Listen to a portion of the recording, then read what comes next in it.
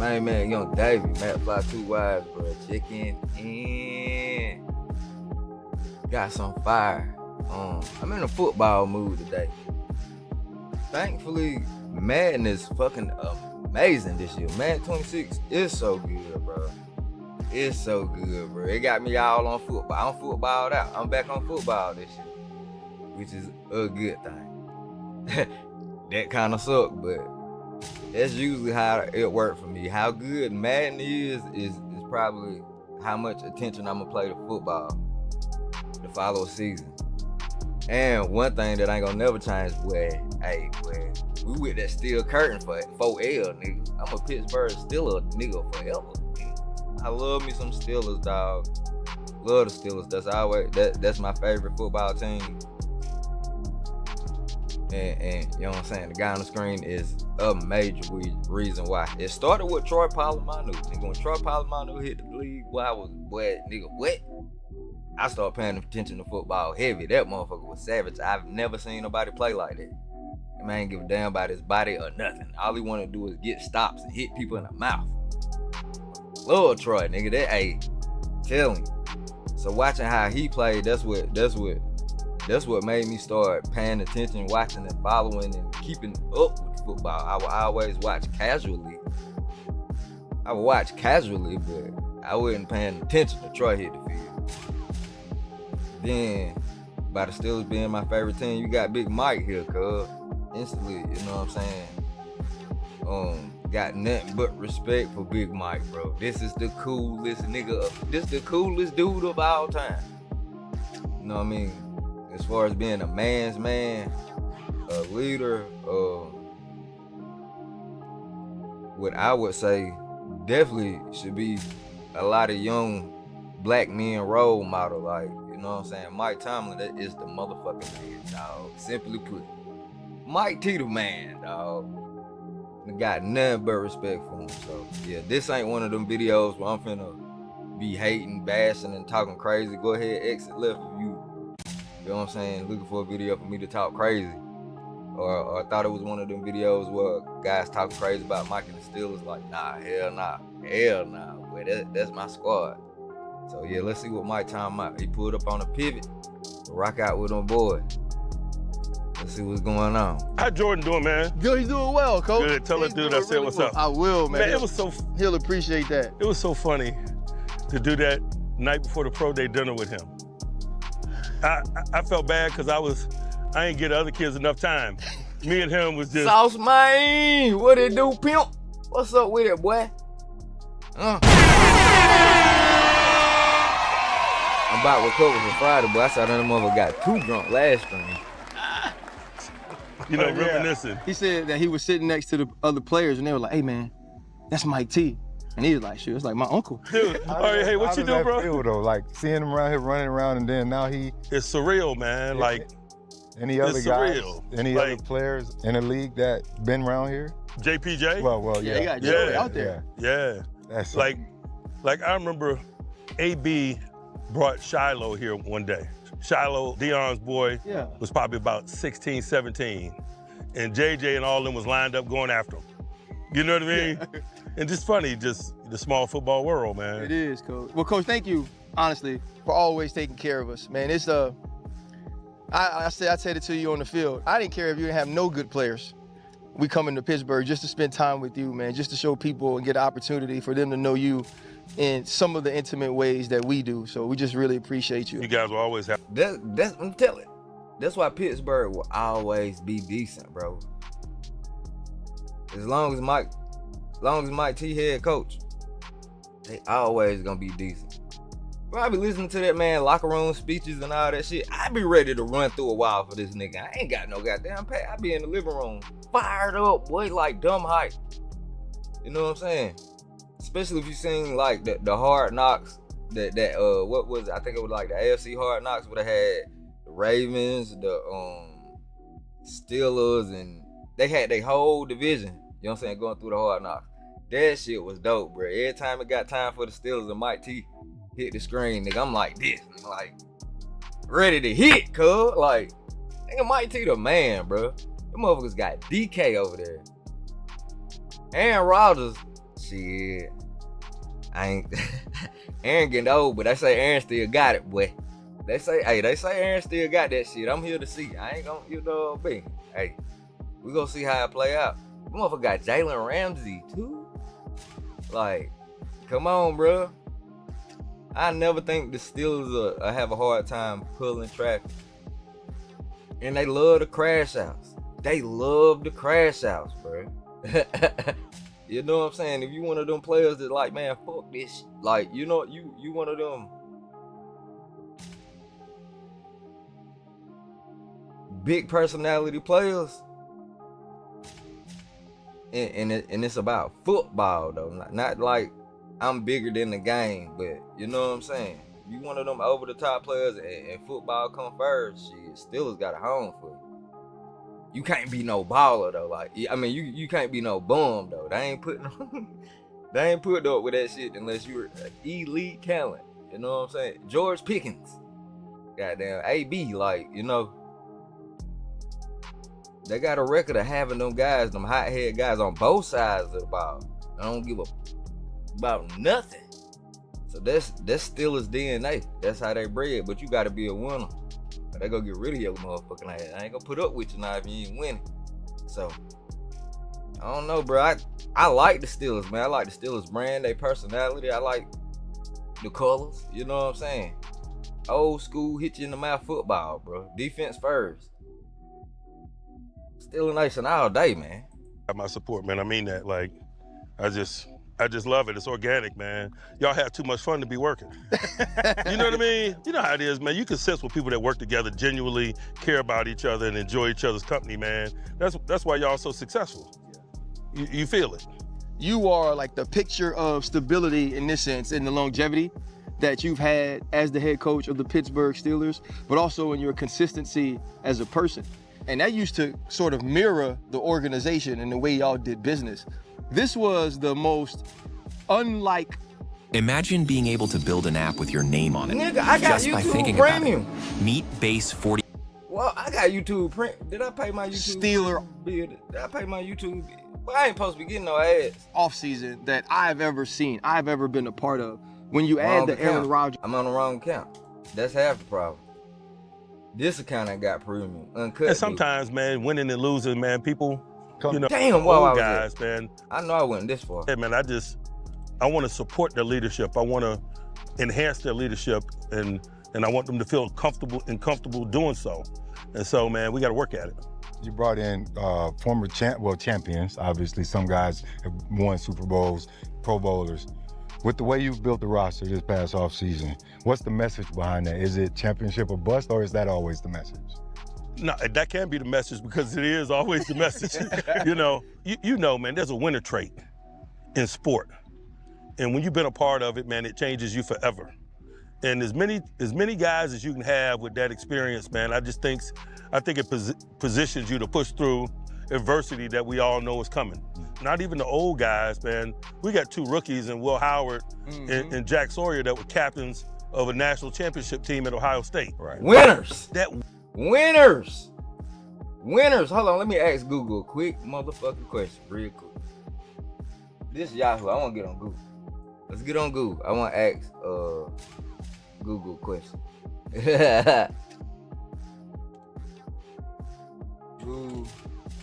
No.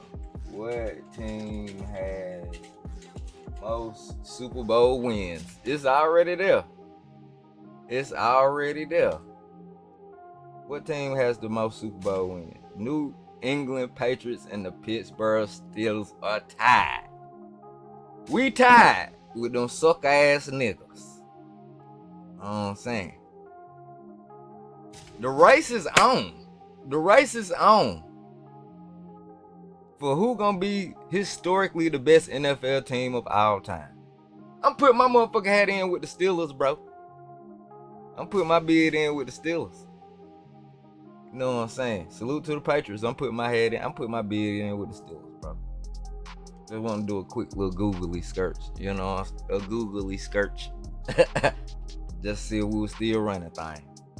We still running shit. Winner trait is worth its weight in gold, man. You carry it with you forever. You feel it in their presence. And so, no question, that's something that was really in the front of my mind in terms of kind of putting this group together. Coach, when you pick up guys, like you're saying, Pro Bowlers like that, do you celebrate or you just get to work? Like, we got DK. Okay, now he can go to the X. Or you be like, God damn, we got DK. Hey, it's a little bit of both and a little bit of both continually. You know what I mean? Like the other day, he went by me on the sideline and I was like, DK, play for us.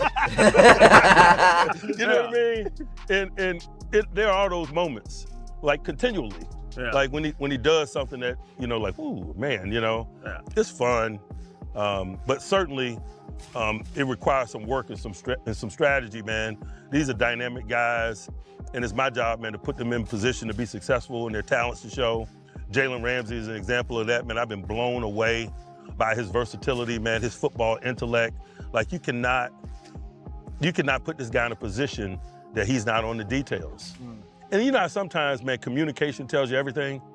Man, we're in our first walkthrough, and he's moving from free safety to nickel to outside corner, and his communication is not lacking in any way as these formations adjust and playing a variety of positions in one walkthrough. And it just kind of speaks to how talented he is. We know his physical talent, but this guy's football intellect is on the ceiling.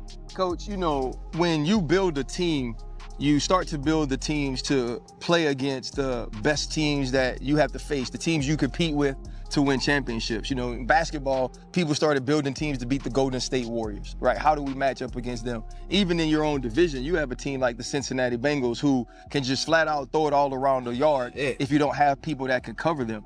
You have Joey Porter Jr., who's a 1. You bring in Darius Slay, who's been a 1 throughout his career. Jalen Ramsey, still one of the best corners in all of football.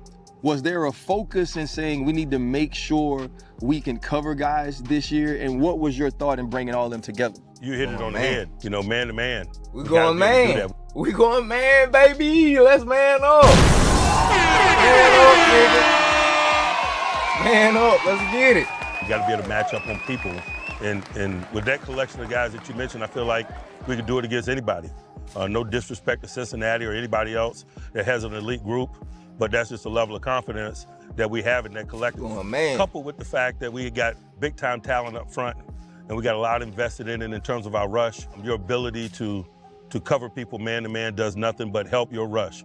You know, we can't be good on defense. We got to be great on defense, and being able to match up and play man to man is a major component of that in today's game.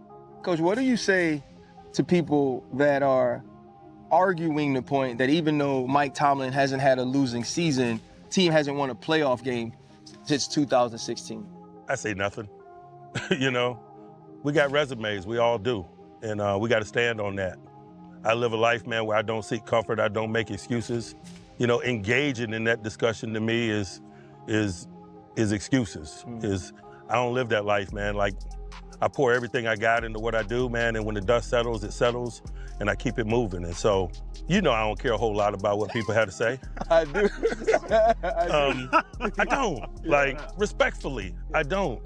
Some people, you know, some people talk, some people watch, some people do. I'm glad I'm a doer. I'm glad I live in that world. I love the kitchen. I love competition. I love it when it's hot. I love the challenges that our business presents. Like, that's just the life I choose to live, and I understand the things that come with it, man, and I'm okay with it. Coach, going back to Jalen real quick. I know the old Steeler way. Trust me, I played against you many times. I know the shit that comes from this one. Jalen and Calvin Austin, the camp scuffle. Was you back there snickering? Like, did you have a little devilish smile on your face? Because Jalen come with some shit. I was laughing because Jalen was laughing at Calvin.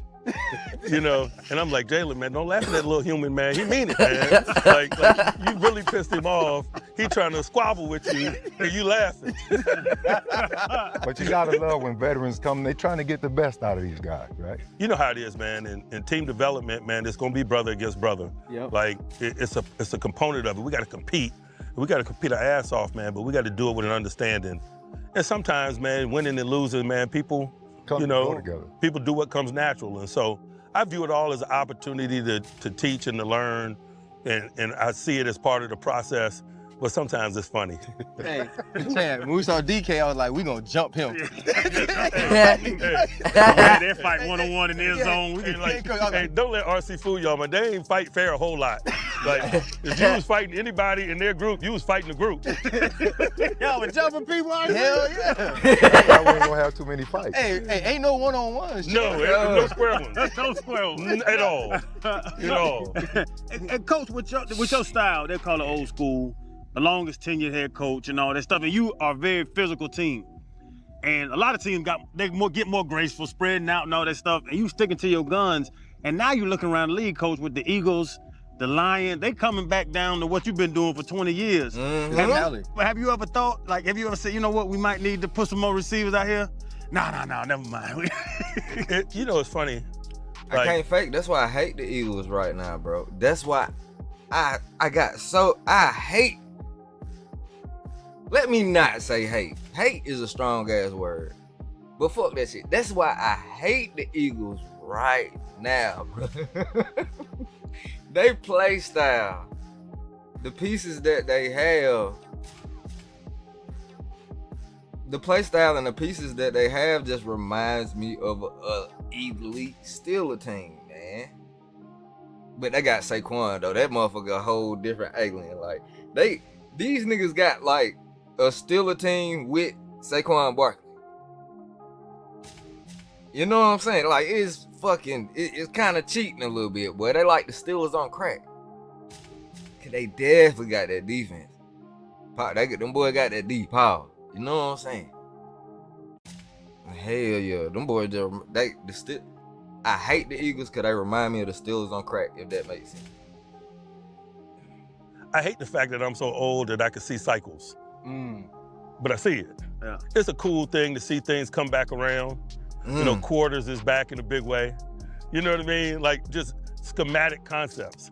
Like everything kind of moves in cycles, man. And it's a blessing, man, when you've been at it so long that you can feel that. And I feel that in a lot of ways, man. But certain hills I'm gonna be willing to die on. I'm gonna be light on my feet. You have to be, man. You gotta be open to change and doing things differently, man, if you're gonna do something at a high level for a long time. But it's also some things that's gotta be non-negotiable. And for me, the construction of physicality, man, is non-negotiable, man. I'm doing these dudes a disservice if I don't create an environment where they show that component of their game or develop that component of their game or prepare them for what I know is waiting for them in stadiums. Like, I'm not in the hope business. I hate hoping. And I think sometimes when you don't prepare them, you're hoping for performance, man. And I gotta lay my head down at night. Coach, you mentioned. Bruh. That's why I fucks with Mike T. That nigga be dropping gems on accident, G. He just dropped gems on accident, bro.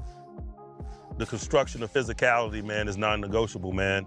I'm doing these dudes a disservice if I don't create an environment where they show that component of their game or develop that component of their game or prepare them for what I know is waiting for them in stadiums. Like, I'm not in the hope business. I hate hoping. And I think sometimes when you don't prepare them, you're hoping for performance, man. And I gotta lay my head down at night. Coach, you mentioned certain hills you're His poor planning leads to poor performance. willing to die on. We saw you walking down that hill right there, and we got at you a little bit. Hey, man. Hey, man. Hey, I'm 50 plus years old, man. I got my comfortable Hokers on. Like, y'all come back 10 years from now, I'm gonna have like some white mall shoes on. But that's exactly the thing, though. Like, you say you're willing to die on certain hills, and I take that, you keep coming back. You ain't even old, man. Like, most coaches started out at this age, right? But you keep coming back. Why you keep coming back? Every year, new camp, new you, new fresh, new everything. Man, I ain't gonna kid you. I got a love affair with this game. Like, it's a real personal thing for me. I just love football. I love every component of it, every component of the journey, man. I'm excited every year because of that, man. I just learned so much in this game. And like a lot of guys, I'm sure y'all feel the same way. Like, when I was young, man, football was the only thing that was black and white, man. Like, life choices was gray. Like football made sense. Like, I learned discipline in a lot of things through my experiences in football, man. And so I mean that when I say it, man. I got a love affair with this game, man. You know, I couldn't imagine doing anything else. Coach, you mentioned on the field, Chan brought up how much the younger coaches have an affinity for you, how highly they speak of you, the respect that they show you. And it seems like that's a respect given because there's a mutual level of kindness and there's a mutual level of conversation and giving that you share with those dudes.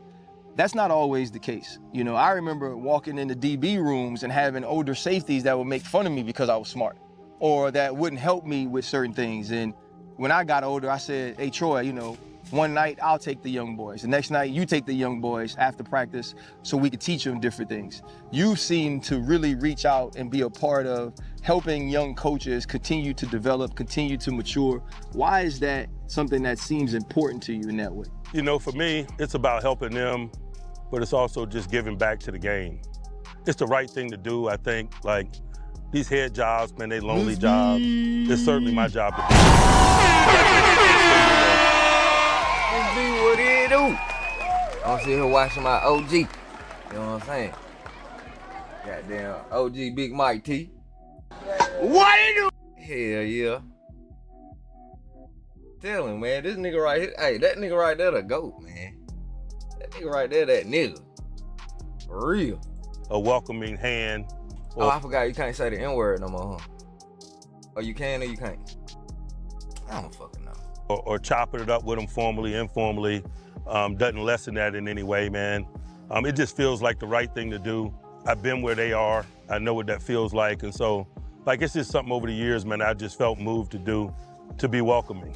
Like, we're in a small fraternity, man. It's 32 of these jobs on the planet. And so I've been at it for a while, as you mentioned. And so I just want to be approachable. I want to be welcoming. And then we kick the ball off. Hey, you know, Ross said, hey, Ra, you know, he always, every time we get around Raheem, he does a Mike T impersonation. Hey, every single time. Hey, is no better example of that. Like, I love Ra. Ra's my brother. I will literally give him the shirt off of my back. But I forget I know Ra when he's standing on that other sideline. And you go get after I click back in after. Oh, man, all the best, man. To your family, man. Tell Nick I said hello. How's the wife? Yeah. I dang near forgot I knew you for a second. It just is what we do, man. But, like, the fellowship is real. I want to be a component of it. It's okay to be a component of it. It just feels like the right thing. Did you have people when you got in, Coach, that did that sort of thing for you, that showed love to you? Man, it was done to me, man, in so many ways. I never forget my first combine. I'm walking through the RCA Dome at the time, man, and I run into Shaq Harris and Doug Williams. Mm-hmm. And they said, come on, young fella, you going to lunch with us. You can't talk, but you going to lunch with us. And I did, you know, and Ray Rhodes. And I sat there at lunch and I just soaked it up. Sound like my first day. Hey, that sound like my first day, my first day at work. Hey, nigga, get in the car, shut the fuck up. Nigga, don't say shit. You going with us. Don't say a fucking word. Just ride. Cool. That sound like my first day at work. Shit. I'm walking through the RCA Dome at the time, man, and I run into Shaq Harris and Doug Williams. And they said, come on, young fella, you going to lunch with us. You can't talk, but you going to lunch with us. And I did, I remember that. you know, and Ray Rhodes. And I sat there at lunch and I just soaked it up. Like that fellowship, man. Like I got Terry Robisky with us here today visiting for a few days, man. I just got so much love for that generation of coach, man, that came before me, that trained my ass, to be quite honest with you. That, you know, we all need that big bro. Like, even where I am today, man, that's why I enjoy bringing a coach like that around, man, because I just, you know, I got enough people laughing at my jokes. You know what I'm saying? I need somebody to tell me where my slip is showing. You know, somebody to put their hand on my shoulder. And I just always have been open to that. That's why I always sought wise counsel and assistance, man. Guys like. That's why I fuck with Mike T, bro. It don't matter how old you are, how big you are, how much you know, how much you got, bro. You always need an OG. You always need somebody who's been there or ahead or smarter, wiser, more experienced. You always need somebody around you that you can listen to uninterrupted. Shut the fuck up, listen to what they got to say and take it. You always need one of those type of people. More the merrier if you have people leading you in the right direction. And that be the problem. I swear that be the problem with most men in general. They get to a point where nobody can tell them nothing. Can't nobody tell them shit. And it's a difference in between somebody literally trying to look out and motherfucker just in your business running their mouth. It's a big difference. Everybody's not trying to help. So yeah. In most cases, the ones who disguise themselves as trying to help, them the ones that'll hurt you the most, because you let them in close and they end up being more detrimental than anything. But even still, everybody needs somebody around them who can tell them something. You know what I mean? Get too big for your britches. Shit. You're gonna lose. I'm pretty sure you're gonna lose everything you work for. Can't nobody tell you nothing. You know what I mean? Good luck with that shit. We trick ourselves every day. Our mind tell us something every day that's not true. So you need somebody that you respect, or somebody that you can listen to tell you when you ain't on point, man. That's the honest to God truth. And you gotta be accountable too. Not an accountable person. If you lack accountability, there's no room for nobody to tell you nothing. So yeah, you definitely gotta be willing to receive information of wisdom and be accountable as well. But it's crazy, like I look up to this man in a sense where I would just sit there and listen to whatever the fuck he gotta say. So to hear him, you know what I mean, still acknowledge that he got OGs himself. Even more confirmation on that's why that guy. I rocks with this guy right here. You know, I got enough people. Tisha, what it do? I was looking at them highlights. I be having to catch the highlights. Yesterday, I was trying to recover from Friday. I had got drunk, partied too hard Friday. I caught them highlights though.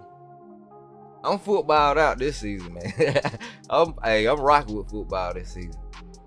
I'm excited for it this season. I haven't been excited for football in a long time either. Laughing at my jokes. You know what I'm saying? I need somebody to tell me where my slip is showing. Yeah. You know, somebody to put their hand on my shoulder. And I Look, just... OG, bro, this the realest shit ever. It's like a man that everybody listens to and respect telling you what it is. But you need somebody to tell you the real. I enjoy bringing a coach like that around, man, because I just, you know, I got enough people laughing at my jokes.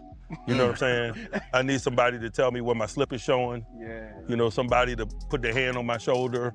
And I just always have been open to that. That's why I always sought wise counsel and assistance, man. Guys like JD and John Mitchell, man, Richard Mann. I just love being in the presence of life wisdom, football wisdom. I see the value in that. Your longevity, but you know what the Steelers are gonna be. Y'all gonna have a badass edge rusher. Y'all gonna have some big boys way back to C-Hamp and all them boys. Like back when we played, you gonna have some badass front seven, and you gonna have some guys that can cover on that edge. Then you gonna have Troy's and Ryan's. Like, does that gain the respect from these coaches? Because, coach, I know exactly how your team's gonna look every year. The name's gonna change, the numbers gonna change, but I know exactly how the Pittsburgh Steelers are gonna look. It's really fun, man, when you could draw parallels to the process. Like when you're looking at one and you're like, this the next Lamar Woodley. Yeah. Right here. You know, you just see the pieces. You remember how you put it together a generation ago. Like we developing a talented young offensive line right now. We've invested ones at tackle, 2 ones over the last 3 years. We got a second round center going into a second year. That is a young group, man, that I'm watching grow and grow together. They're gonna be in each other's weddings. They're gonna be the godfather to each other's kids. But if you think 15, 16 years ago, I put a group together like Marquise Pouncey, David DeCastro, Marcus Gilbert in a very similar way. I could see what these kids can't see. Like, and that's why I tell them, like, y'all gonna be godfather to each other's kids, y'all gonna be in each other's weddings, man. Like, we building something here. And it's been done before, and I think sometimes, particularly in tough days, that it's good to get that history lesson, to know that they're not walking on unpaved roads, that there's a vision. It's been done and done before, and they're capable of doing it. I put up a graphic, man. I showed them, you know, the 9 Pro Bowls that Pouncey had, the six Pro Bowls that the Castro had, the 2 Pro Bowls that Villanueva had. I said, now go to work. Yeah. You know what I mean? Yeah. And so it's fun just to kind of provide that perspective and feel that, and to have a business model Yes. that's real and you believe in. It helps you when you're shopping for the groceries. Right. Coach, those groceries are to protect a very important person here. Now, I remember sitting in the draft. There's a video of me at 21 because I wanted y'all to get a quarterback, I can be honest, right? And y'all didn't, and I threw a fit. You know what I mean? A lot of Steelers fans were mad at me. Some agreed with me. And you don't care. I don't, Coach. I know. And I don't. I just want to say that. Yeah. And at the time, I was like, Coach must know Aaron is coming. I was like, he has to know this. And Bruh. Aaron does become a Pittsburgh Steeler, and I've seen so much mutual respect. I remember Aaron. That's cool. I'm still mad they didn't get Shador. I personally feel the way they didn't. I feel like the player and the personality that Shador got is Steelers football. Like, I feel like they can mold and shape him to truly being a legendary quarterback. Bro got the skills. He got the shit. Look at Dylan Gabriel numbers, you look at Shador numbers. Dylan Gabriel's throwing motherfucking picks out there. Dylan Gabriel had a picnic out that motherfucker. You know what I'm saying? Baby Prime was eating though. Baby Prime was eating. Dylan threw a goddamn picnic. So I'm more or less like, hey, bro, I wish y'all had him behind Aaron Rodgers, soaking up that elite quarterback knowledge, like getting a motherfucking 50-year head start on all the other rookies playing up under Aaron Rodgers. Aaron Rodgers played up under Brett Favre, so you got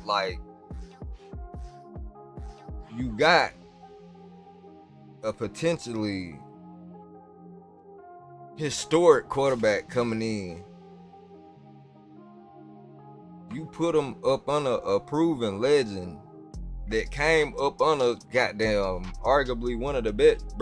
People can argue is Brett Favre one of the best quarterbacks ever. Like, that's an arguable. You know what I'm saying? Then get in and mix it up about that. Maybe some 2-3 that's better. Maybe 2-3 that's not. You know what I'm saying? But nigga, you put Baby Prime up under Aaron Rodgers and get that nigga the keys. Soon as Aaron get tired, give Baby Prime the keys, man. And we'll have to worry about his health because you got Aaron Rodgers starting. Baby Prime could just get strong, beef up, bulk up, soak up game on these niggas. You know what I'm saying? Preserve is yours. Like, man. I'm still mad at the motherfucker still for not picking up Shador. They needed a quarterback. Still need. I mean, Aaron Rodgers, cool. He gonna do what he gonna do, bro. It's either gonna be ass or like championship work, bro. It ain't gonna be no in between. I don't see Aaron Rodgers just coming out having a regular average season. This shit either gonna be championship work or toilet water. You know what I mean? So definitely. I don't know, boy. Shador would have been perfect. Shador would have been fucking perfect for the Steelers. I'm still hoping he find his way over there, truth be told. Sent us home. Your arm around my shoulder pads is the last 2 people that walked off of the field at AT&T Stadium years ago. When you think about that relationship of head coach, quarterback, it's all important. But it's also important that you not only respect each other, but you believe in one another. What gives you the belief in Aaron Rodgers that he's the right person to lead the Pittsburgh Steelers back to where they belong, and that's championship caliber? Here's why. You know, this dude been doing it 21 years, man. 4-time MVP, all of that stuff. Like, I just wanted to know why. Why does the fire still burn? What is his agenda? Those are some of the conversations that we had in the spring, man. And I just got real comfortable with his why, man. Like, all he wants to do is win. All he wants to do is have fun within the game. He wants to be a component of the process of development for young players. Like, everything that we talked about through our conversations in the spring, over there, man. I'm watching him live out right now in this training camp setting. I believed him when he said it, but it's fun to watch it play out. I think that's why I'm excited. I think that's why. Oh my God, if anybody from the Steelers organization come across this video in pass on rewatch or however the case may be, oh, please tell OG, get your door over that bitch up on the air, man. For real. I was comfortable. And you're right, I knew something. I knew it, Craig. Coach, I used to be on TV. I was like, he has to know. And you know, I have to be very careful about what I say because people think I just text and call you all the time and ask things, and I don't, right? So I was like, you don't have to, you know me. Yeah, I was like, I know him well enough. He's the smartest person I know. And I was like, he knows something because he wouldn't move like this and leave the draft this way if he didn't know. It's the what Mike T doing. Yeah. Exactly what Mike T wants to do. Yeah. That's my answer every time. Quiet as kept. About a week ago, I asked him a question. I said, if you had 3 players that you have extreme bias towards that you want to see do well, and 1 player that you kind of secretly rooting for to do well, guess who he said first? Aaron Rodgers.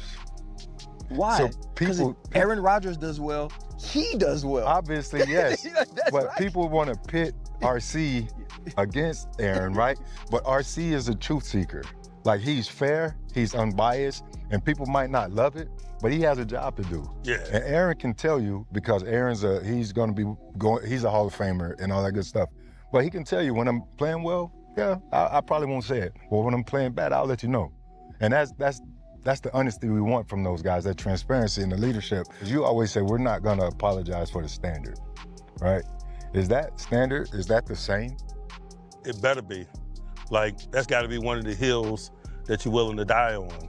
I think that's why, you know, we as still a nation, man, are uncomfortable with our present state. Because these particular recent seasons, man, hadn't ended in the manner in which we like or accept or embrace. But 2025 is a new year, man. I got some new toys. You know what I mean? Yeah. And so I see you at stadiums. Why didn't you draft me, Coach? Goodness. Hey, Coach, we appreciate you as always. Pivot fam, thank y'all for pivoting with us, man. Love you so much, Coach. Real shit else. It ain't nothing but love, and you're right. He don't want to be a Steeler bad. He want to be a Steeler bad. Like, he's a mutual combatant, right? Like he loves it. He loves being in the eye of it. Like, don't let him fool you. Like, not only does he not mind it, he loves it. He loves it. Coach, Loves it. Don't be telling people my secrets. Because he got a good mouthpiece. Like he's thoughtful. Stuff doesn't spill out of his mouth. And then there's a component of him where if he gets beyond that, he's really comfortable with that too. Yeah. You know? And that's a side of him that he don't mind showing from time to time. In other words, you're saying he want all the smoke. It's so funny. I'm like, pretty much. Like, no, RC, no. RC with the shit. Pretty much, Coach trying to tell y'all, RC with the shit. Y'all better leave him alone out there in the media. You know what I'm saying? He can handle himself in his media space, but yeah, y'all better chill out. RC goddamn ain't rap too tight. That's what Coach pretty much saying. No, he going there. Hey, I told him the story, Coach, when you called me in that little office. Just say, hey, man, don't throw them rocks at them tanks, man. He was like, RC, you gotta chill out. Man, he wanted all the time. Yeah, he wanted. Bro, I cannot wait to see. I'm praying that it happens one day. I want to see George Pickens. I want to see GP a motherfucker and Coach have a sit down. Because I wonder how the hell he been dealing with him. Like, man. Hold on. I would love to see a sit down conversation with these two motherfuckers.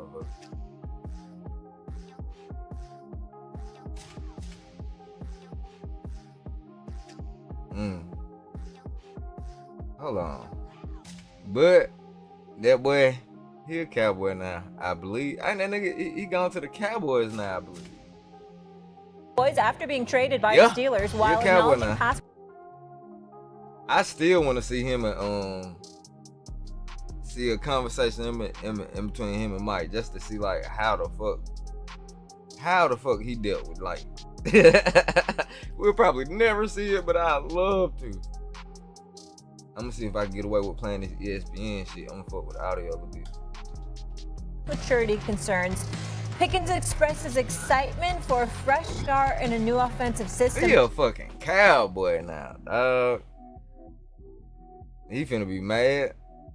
Particularly playing alongside CeeDee Lamb. He's focused on building chemistry with. You a cowboy now, dog. Ain't back running around. You were hurt. You were hurt, goddamn. Man, that nigga hit us with the 52 fuck out. He wanted to get away from Pittsburgh, and I want to know why. Maybe he wanted to get used in a different way. Maybe he was tired of being a deep route guy. Like you know what I'm saying? Maybe he was tired of being a deep route guy. I don't know. What the fuck? I don't know why the fuck he wanted to get away from Pittsburgh, but I would love to know why.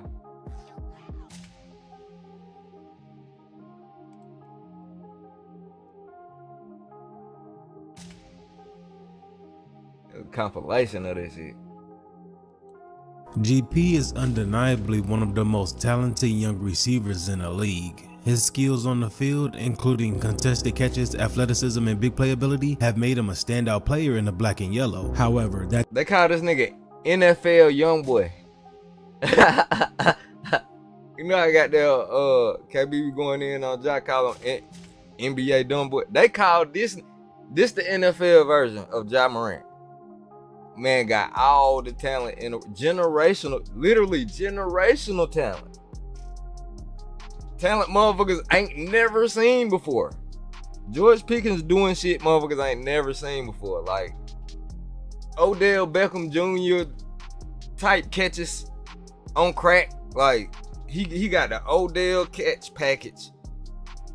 He running routes. He mousing shit. He got he'll mouse you down, Randy, throw it up top. He'll dunk on your motherfucking ass. You know what I'm saying? Fast is deceivably, like, I don't think they know how fast he is. Fast than a motherfucker, like, complete package. But he a crash out though. They call this nigga NFL a young boy. I fucks with him. I hate that he a cowboy now. I absolutely hate that he a cowboy now. But traditionally is something that the Steelers always dealt with. Motherfucking AB were the same way. The Steelers organization embraced their personality, then somewhere in the mix, the motherfuckers get too big for their britches. Then it's like, oh shit, we can't deal with it. Now you're a problem. You know what I mean? And once those guys don't know how to keep their performance professional and on the field, they have to turn them loose no matter how talented they are. He's another one. But shit, he himself, I don't know, something he didn't like about the Steelers, and I don't know that part too. I don't know every goddamn thing. I do know he one of the most entertaining players in the NFL right now, though. He one of the reasons why I'm excited about the NFL this year, cause I want to see what he gonna do. Even over there with them weak ass Cowboys, I can't stand the Cowboys, but I still want to see what that boy gonna do. Talent is often overshadowed by his crash out controversial behavior, and Shannon Sharp is one who's not scared to voice his opinion about him. That he's gonna ever be anything but a pouting diva that doesn't give effort on every play. Mm-hmm. George Pickens basically lost them the game tonight because George Pickens is lazy.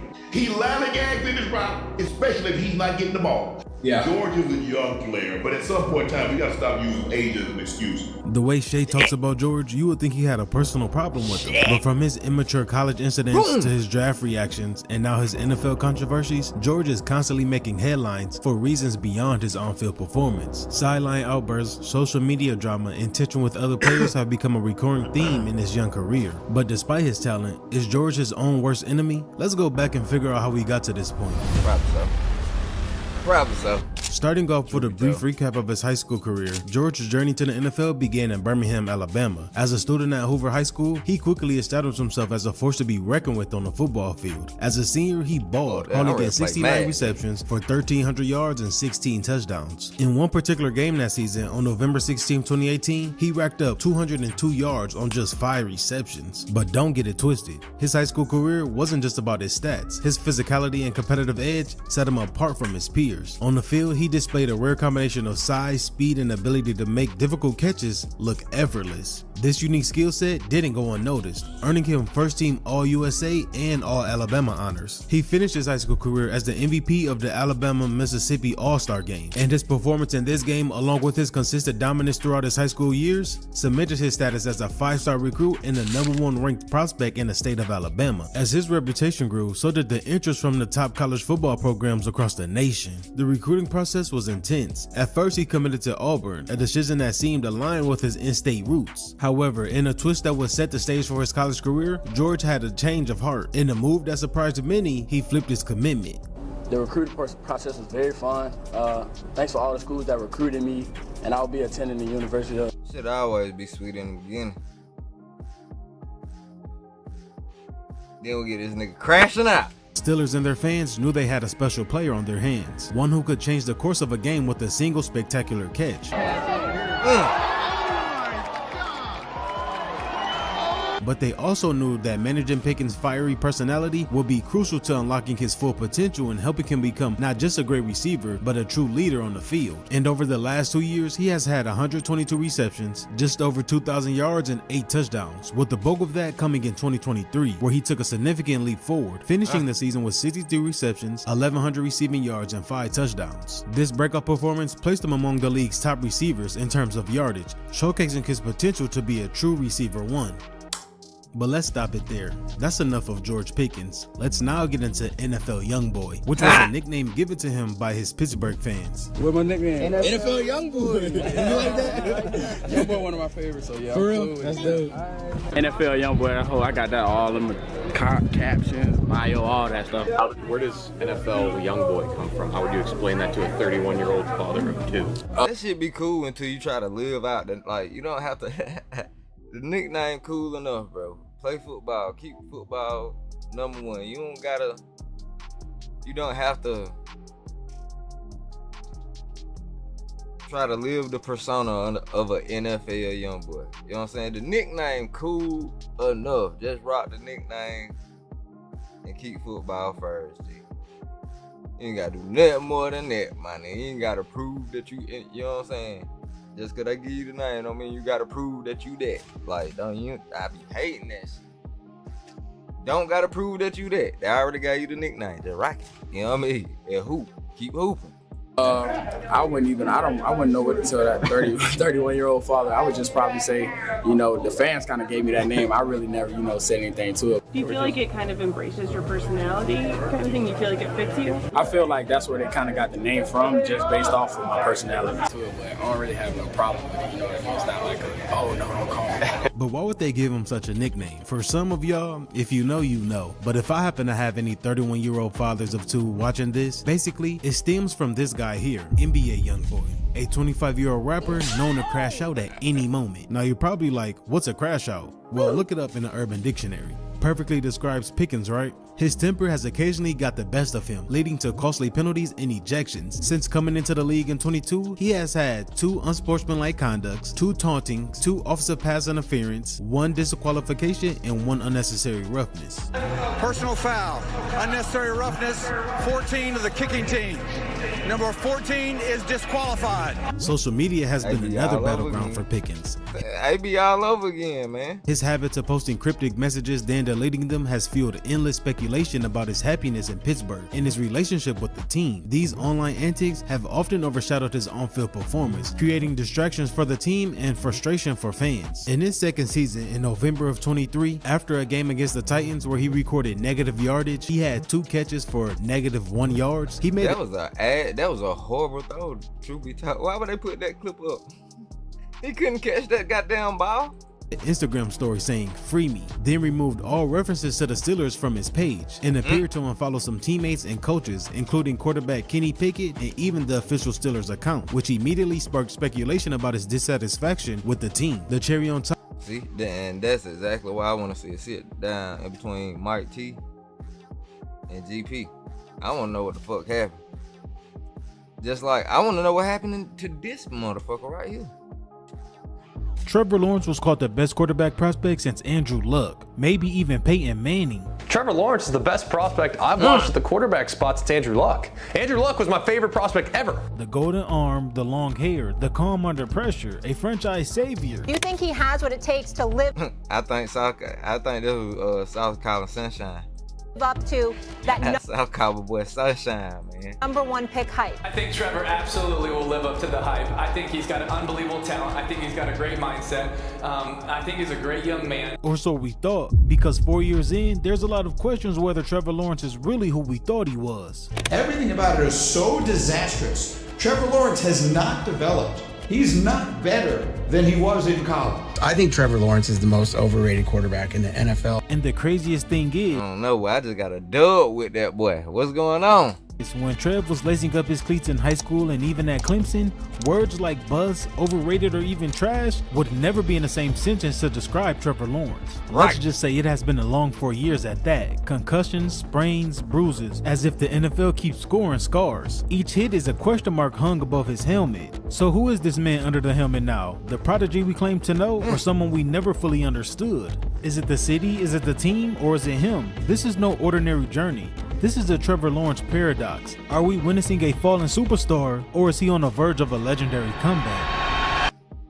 Nah, that nigga coming back, bro. Before he ever stepped under the Friday night lights, before college recruiters flew across the country just to watch him warm up, and before NFL teams whisper his name in war rooms, Trevor Lawrence was already a star in the making. It started in Cartersville, Georgia, a quiet, football-hungry town just outside of Atlanta. That's where a middle school kid, tall for his age, skinny with a buzz cut and a golden right arm, started making coaches and recruiters do double takes. They couldn't believe what they were seeing. At just 12 years old, Trevor was throwing tight spirals and reading coverages better than most varsity quarterbacks. He could hit 40-yard out routes like it was nothing. Standing at 6'1" and could already sling a tight spiral with ease was crazy to witness. It was as if he was built for this from day one, and folks took notice. There were even viral highlight videos floating around of preteen Trevor torturing defenses, feeding the chosen one whispers early. His mechanics were textbook, his footwork was clean, and his vision was scarily mature. Some say he looked like a high school senior. Others say he looked like a quarterback engineered in a lab. By the time Trevor was finishing middle school, he had led his youth team to back-to-back state titles and even an 8th grade national championship with a Georgia All-Star squad. Mind you, he hadn't even played a down of high school ball yet. The local media were already featuring the hometown phenom, and Cartersville coaches were excited for their Top G. And that's the only thing he definitely was a child prodigy. And I just hope, I hope he still love the game. As long as he still love the game, then he'll be alright. As long as, you know what I'm saying? Once you get it early and you become elite as a child, it's easy to fall out of the love with the game. And you know what I mean? Don't chase it as hard as you did, because you came early. A lot of motherfuckers, players catch growth spurts in high school, and then they coaches force them into the sport and they get it late. You know what I mean? If I'm not mistaken, Dennis Rodman ain't started playing till he was in college, some shit like that. He didn't play high school. It's a lot of motherfuckers that be playing professional sports and barely play high school. You know what I mean? Or get big late, that shit happens. So, as far as children that learn the game fast and become really, really, really good at it, and it's easy to fall out of love with that shit. Man, I'm tired of this shit. Like, you know what I mean? Especially if you've been doing it since pre-pubescent years. Like, hell yeah. As long as he still love the game, I feel like he'll be straight. Newcomer. When Trevor arrived as a freshman at Cartersville High, Top G, what it do, Nick?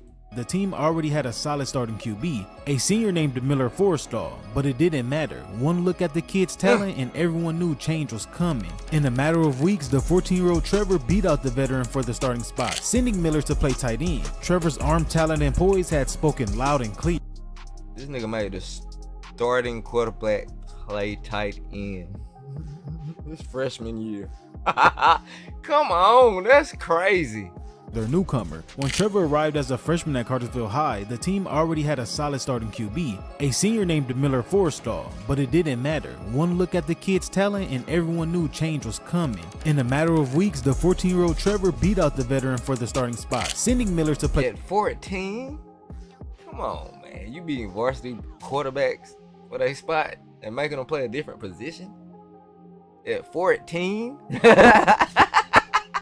That's ridiculous, man. Tight end. Trevor's arm talent and poise had spoken loud and clear. In his first season as a starter, he threw for over 3,000 yards and 26 touchdowns. Cartersville Friday night game suddenly became the hottest ticket in town. Thousands of people will pour in to watch the kid ball, and college scouts lined the fences 3 deep just to get a glimpse. At 14 years old, he had already become more than just a hometown quarterback. He was a bona fide local celebrity. But it was his sophomore and junior years that turned the hype dial up to 11. He led Cartersville to back-to-back undefeated seasons, each capped with a state championship trophy. The team went on a crazy 41-game winning streak under his leadership. Steamroll. Hey, Mike, get this nigga over there in Pittsburgh, man. Put some strength and conditioning on him. Opponents week after week. In Georgia, a state overflowing with football talent, nobody could touch Trevor Lawrence. By 16 years old, he wasn't just a promising player, he was being heralded as a generational quarterback talent. Recruiting analysts across the country already crowned him the #1 overall recruit in the class of 2018 before he even finished his sophomore season. College scholarship offers flooded in by the dozen, from SEC powerhouses to national names coast to coast. He had 15 offers midway through his sophomore year and climbing. Every coach wanted the golden boy from Cartersville. With his success came sky-high statistics and lofty comparisons. During his sophomore season alone, Trevor threw for 3,600 yards and 43 touchdowns to just 4 interceptions. Then turned it up even more the following year as a junior, when he broke Deshaun Watson's Georgia State record for career passing yards and touchdowns, with 3,900 yards and 51 touchdowns. Those numbers had recruiters and journalists struggling to find his comparison. People started throwing around big names, headlines calling him the next Peyton Manning, the perfect QB prospect, a quarterback seemingly built in the lab to play the position. And honestly, his tape matched that. The kid was 6'6" by then with a rocket arm, razor sharp mechanics, and sneaky athleticism to boot. One scout raved that Trevor was the easiest 5-star evaluation of his career.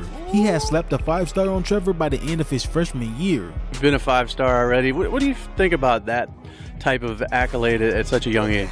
I think it's pretty cool. Definitely proves that hard work pays off. But the buzz wasn't just about the numbers, it was about the aura, the way he carried himself, rarely celebrating too wildly, always focused on the next play. It was so infuriating to his opponents. Not only was this quarterback gifted like something out of a video game, he also was composed beyond his years. He looked like the face of an NFL franchise before he even had his driver's license. Then came the media mythology. Even before he committed to Clemson, Trevor was a household name in recruiting circles. Like I said before, he was ranked the #1 quarterback in America before he had even received most of his major college offers. His face started popping up everywhere in ESPN features, Elite 11 documentaries, and national recruiting shows. Cameras followed his every move. YouTube highlight channels racked up millions of views on his junior year clips alone. Every pass he threw added more polish to the brand. And yes, by this point, Trevor Lawrence wasn't just a player, he was a brand. He left Cartersville with 13,902 passing yards and 161 touchdowns. He dominated nearly every game, finishing his high school career with a jaw-dropping 52-2 record as a starter. His only 2 losses him and Travis finna turn the fuck up over there. Came in the playoffs, once as a freshman and a senior.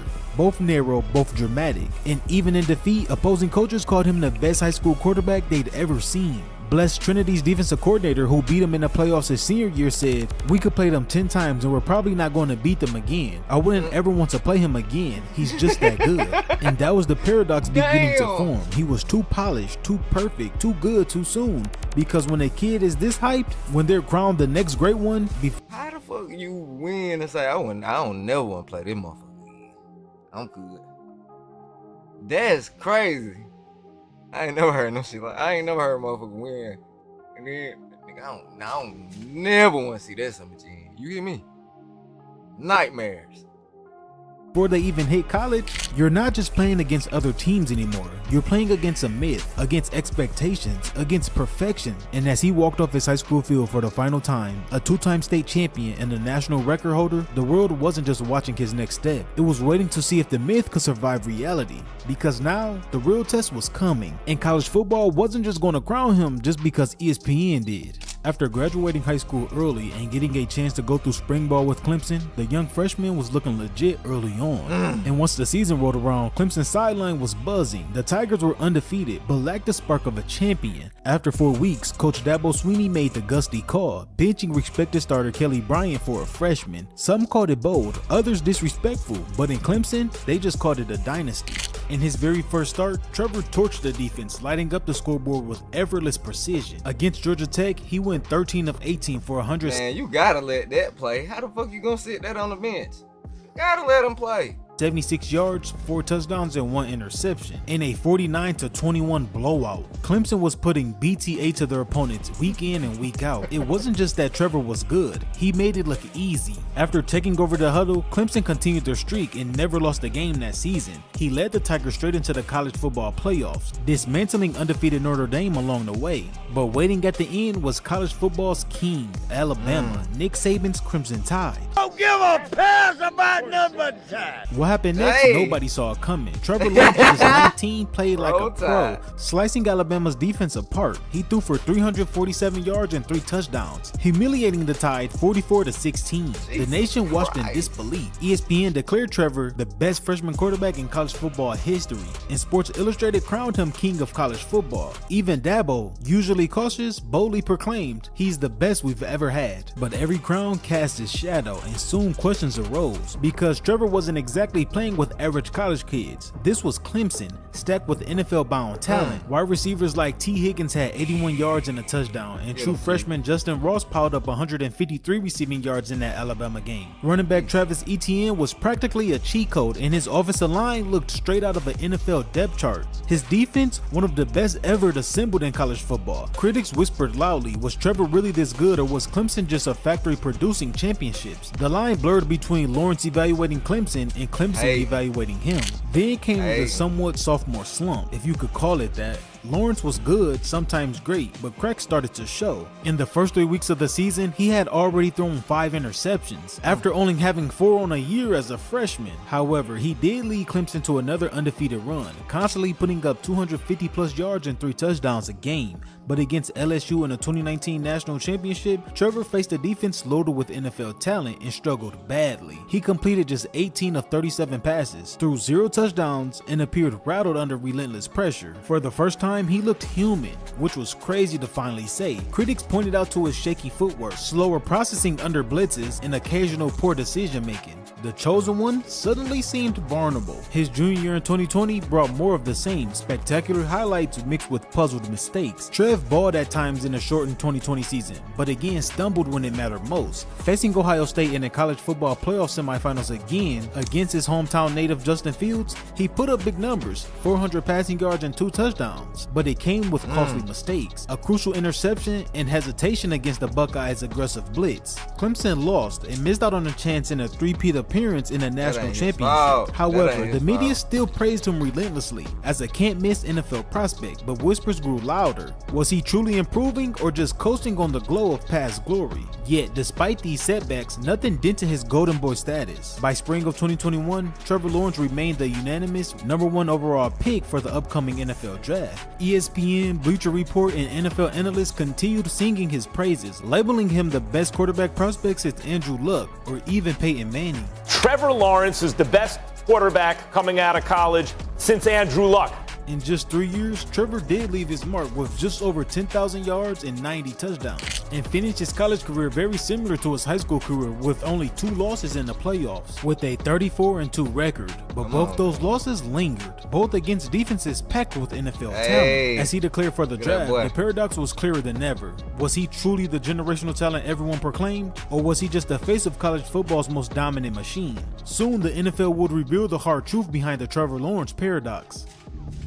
With the first pick in the 2021 NFL Draft, Jacksonville Jaguars select Trevor Lawrence, quarterback, Clemson. It was supposed to be easy. Trevor Lawrence, the golden boy, the can't-miss prodigy from Clemson, was taken #1 overall by the Jags in 2021, and the world was ready to witness greatness. But what unfolded was everything but that. His rookie season felt less like football and more like reality TV. It took the Rook a while to get adjusted to the program. In his very first game, he cooked somewhat with 332 yards and 3 touchdowns, but 3 interceptions also came along with that. Throughout the first 5 weeks, he threw 8 interceptions to only 6 touchdowns, and the Jags didn't get their first win until week 6. They ended the 2021 season just 3-14, finishing as the NFL's worst team. Trevor himself threw a league-high 17 interceptions against 12 touchdowns, completing only 59.6% of his passes. But it really wasn't all his fault. Under Urban Meyer's chaotic control, Jacksonville was a dumpster fire, complete dysfunction from day one. Urban scandals, poor decision-making, and clashes with players dominated headlines, creating the worst possible environment for a rookie quarterback. ESPN bluntly described the Jaguars as a total disaster, highlighting the toxic culture around Lawrence's debut year.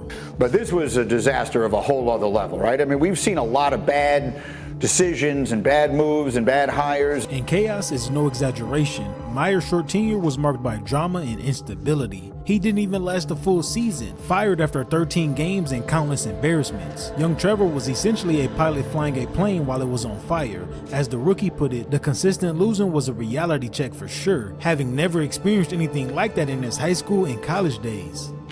Just learned a lot. That's what I'm taking for this year. Obviously, the NFL is completely different from college as far as offenses. Like, just so many things that you learn that you can't learn unless you go through it. So, despite the ugly stats in the franchise turmoil, the media was hesitant to pin the blame on a 22-year-old quarterback. Give him time, it's not his fault, became a common statement among analysts and fans. The Jags front office and GM preached patience, calling 2021 a learning experience for their young quarterback.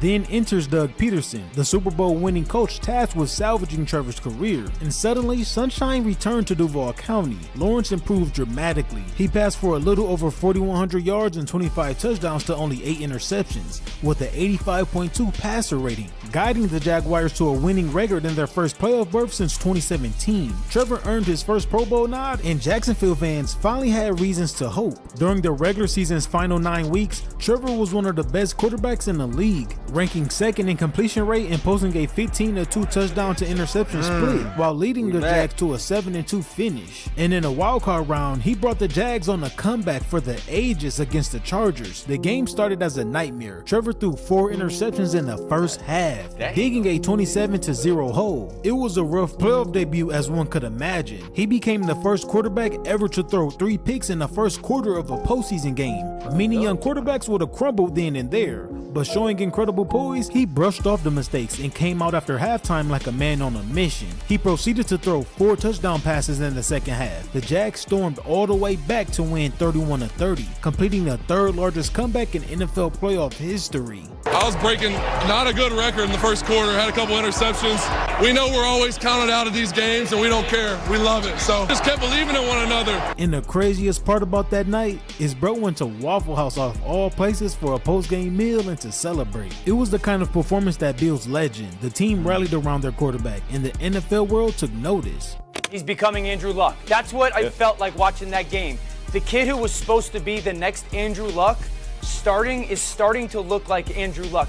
By the time the Jags postseason run ended, which was to Kansas City the next week, the narrative around Lawrence had flipped. The media declared his arrival on the big stage. This was the player Jacksonville had been waiting for, the player that was promised in the 2021 draft. As one anonymous NFL coordinator put it, under Peterson, Trevor's mechanics improved, decision-making sharpened, and the natural talent shined through. Suddenly, the long-suffering Jaguars had hope and hype. But progress isn't always linear, and in 2023, he faced a harsh reality check. Expectations were sky high for year 3. Many thought Trevor would cement himself among the NFL's top tier. Instead, the season became a grind marked by inconsistency, regression under pressure, and eventually pain. And he is in serious pain. Trevor's decision-making took a step back. Too often he reverted to some rookie-like mistakes, especially in critical moments. The stats dipped across the board. He finished with 21 touchdowns and 14 interceptions, a noticeable decline from the efficiency of the year prior. His passer rating fell to 88.5, and those top 10 quarterback conversations quieted. The Jaguars as a team stumbled to an 8-9 record, losing their final 5 games and missing the playoffs, a bitter collapse to an 8-4 start. And you're probably wondering, what went wrong? A little bit of everything. Trevor showed inconsistent judgment, especially in the red zone, where the Jaguars repeatedly shot themselves in the foot. In the Week 10 blowout loss to the 49ers, he threw 2 interceptions and lost a fumble as part of a 4-turnover debacle. Jacksonville coaches had emphasized protecting the ball, but that didn't happen. Doug Peterson was heated in the post-game pressers. You can't do that. You just can't do that. Talking about the turnovers that his team gave up in the game. We obviously got to look at ourselves in the mirror and figure some things out. And so 3 or 4 games that are not very good. The mistake struck again and again like a recurring nightmare. Adding to the drama, Trevor battled injuries all season. Knee strains, ankle sprains, and a shoulder issue limited his effectiveness. Teammates and coaches acknowledged that he played hurt down the stretch, wearing a knee brace and extra padding, trying to push through the pain. But the injuries clearly impacted his performance, especially as the hits kept coming. That's when NFL analysts started to question if Trevor had hit his ceiling. As one NFL writer noted, the mistakes he's making now weren't there a year ago. The regression is real.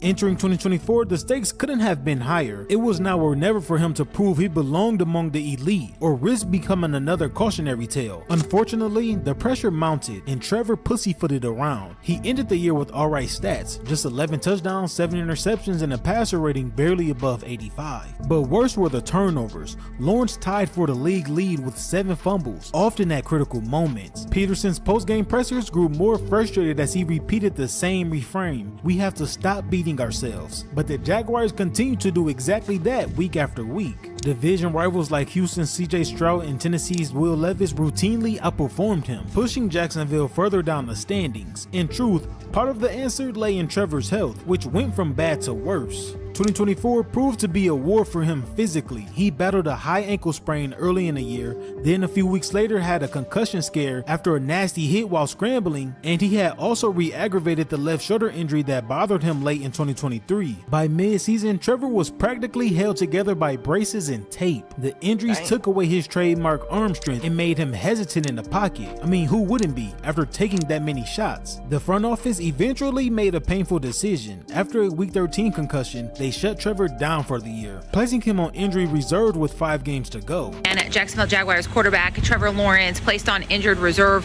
He's out for the rest of the season. It was a stunningly premature end to a season that began with so much promise. The Jags' record at the time was a dismissal, 2-10, effectively sealing another lost year. For the second time in 4 seasons, Jacksonville was headed for the league's basement instead of the playoffs. The media narrative had shifted dramatically. Once the prince destined for greatness, Trevor was now being openly questioned. His mechanics regressed under pressure, old mistakes resurfaced, and his confidence seemed not to be there. Analysts debated whether Trevor was simply overrated or if Jacksonville's dysfunctions messed up his potential. Everything about it is so disastrous. Trevor Lawrence has not developed. By the end of 2024, Trevor Lawrence stood at a crossroads. His first 4 NFL years had been a whirlwind: early disasters, dazzling moments of redemption, frustrating regression, and mounting injuries. The league's harsh reality had tested him in ways he'd never experienced before. The Golden Boy image was tarnished, leaving a lingering question hanging over his head. Was Trevor Lawrence really who we thought he was, or did the NFL expose a hard truth nobody wanted to admit?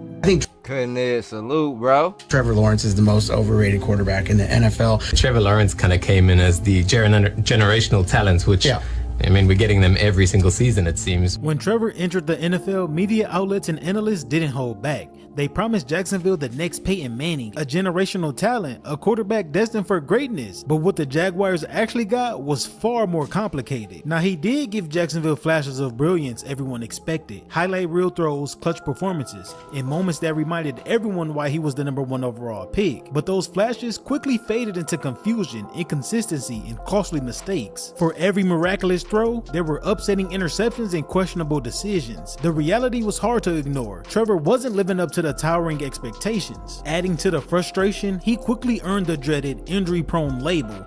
Minor injuries became an annual tradition, sidelining him at critical points nearly every year. The pattern was clear. As the season wore on, Trevor wore down, never fully healthy when the Jaguars needed him most. And then came the whispers about leadership. On the surface, his calm demeanor seemed ideal, composed, unshaken under pressure, but lately, analysts have begun questioning if that calmness translated to passivity in crunch time. Could Trevor truly inspire belief and rally a locker room when the stakes were highest? It all led to a controversial question that began to simmer. Was Trevor Lawrence set up to fail from the start?